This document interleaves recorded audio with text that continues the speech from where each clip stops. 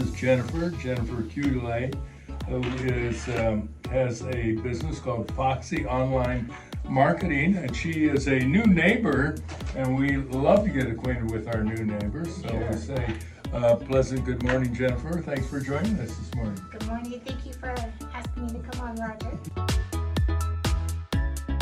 How did you get into the marketing business?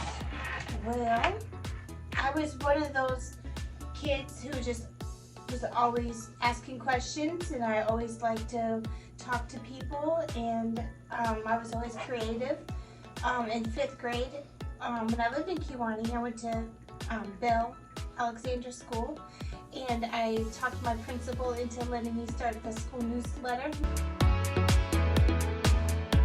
I got into working for a company that did more B2B and specifically advertising and marketing, and that's when I discovered that I really had a passion for, like, at heart I'm a salesperson. Like, I just love talking to people. Yeah, but you know, part of that, Jennifer, pardon me for interrupting. No, I know you love people, but you know, I've been in sales as well, was involved for 6.5 years.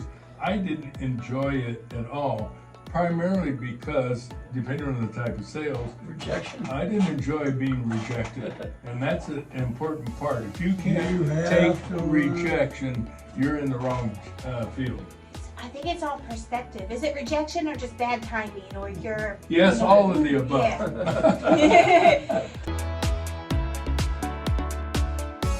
I was 16 then, and I, from there, just kind of had like almost every job you could think of. I've been a cake decorator. I've done a lot of customer service, a lot of sales, a lot of jobs where I faced the public, worked with the public, like front desk clerk at a hotel. What I found when I did start my own business years later is every single job that I ever had, I took something from that and was able to incorporate that into my business and how it related to my customers, or, you know, how you get to see the way a company works and why this department relies on this department, or even this shift, you know, depends on second shift. They don't have their prep work done, da, da, da. So how, you know, a company works, that's always been fascinating to me. You know how true that is, Jennifer. I don't care what kind of a job you've had. I'm speaking in general terms now, including all 4 of us in the studio, is even bad jobs, you learn something from a bad job, bad experience, and bad people. I remember one year filing my taxes, I had 12 W-2s, and another year Oh, I had 10. So, hey, you're making me feel good. So glad you're here, Jennifer. but I never not had a job. Like, I always worked. If it wasn't right or whatever, you know, you change. You said sayonara. Yeah, or you just find something different. You know, they're talking a lot about right now, like the quiet quitting.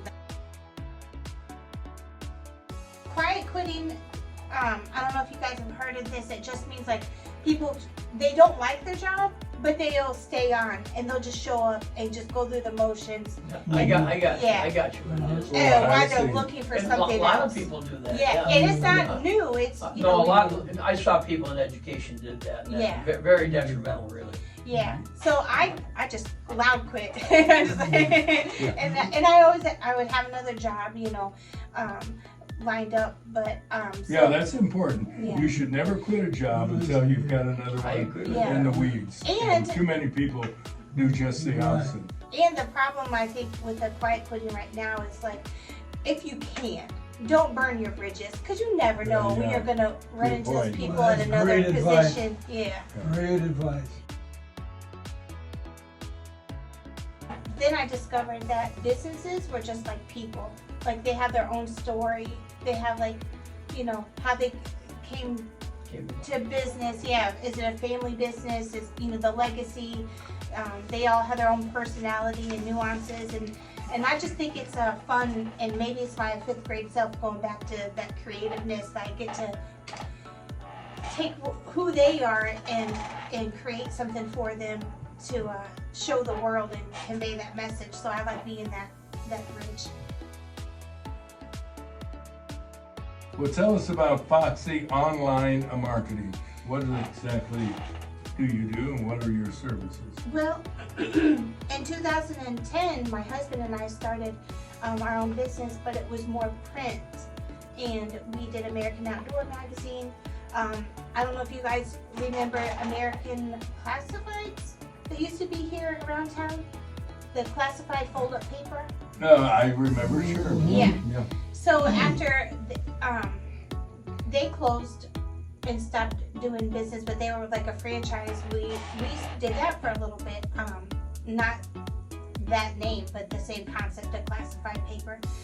But even with our other print publication, we had our delivery guys going out, and we would have like a sheet that had, okay, we dropped 100 copies off at UFS, and they picked up maybe 20 copies last week of the old one that no one picked up, and delivered the new publication.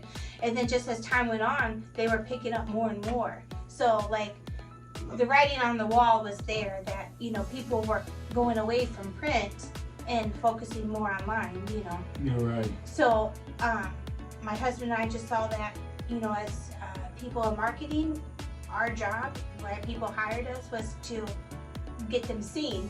And so out of that is why we created online marketing, so that we could deliver results for people, because print wasn't it anymore. How do you persuade people to go to online marketing versus radio versus television, billboards, or print? When you say persuade, like I am a salesperson, but I don't want to force anybody to do anything that they Don't feel aren't, comfortable or open-minded, because they're not gonna give me the room to do what I need to do. But I do like to teach people. That's probably my second favorite thing in business. Even when we had larger employees, like 20-25 people, and I had like sales training classes, that was like my second favorite thing to do. And even what I like to do as a mom, I look at myself more as a teacher, when it comes to these kids. And that's kind of my approach with potential clients or whatever. I just like to educate them. I actually was in director's training for 2 insurance companies, and I remember I would go with a new person in sales, and I remember he approached a client and said, essentially, "You don't want to buy anything today, do you?" You're right. Said, Get out of here.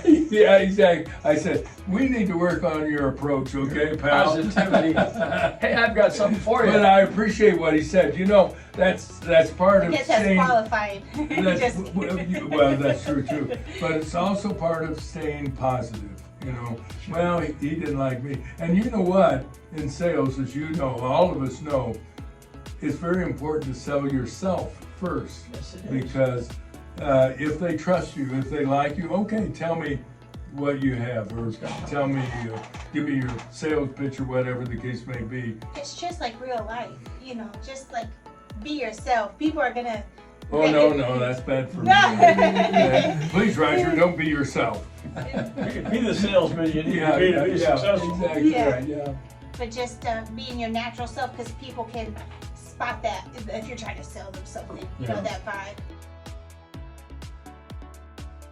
The fundamentals of business is you still have to have a good reputation.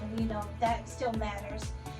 Online marketing just is kind of that on steroids. That's what it is, essentially, word of mouth. If you do something good for someone, they might tell one person. If you do something bad, they're going to tell everybody, and they're definitely going to, go online nowadays and do that. But online marketing is just a way, to get that message. It's a different platform. It's just a different tool or form to get that message out there. Just like, went from radio to, that evolved to, streaming now, or TV. iTunes, or and then TV, replaced people's attention. So it's just an evolution of what's always been there, just entertainment and marketing.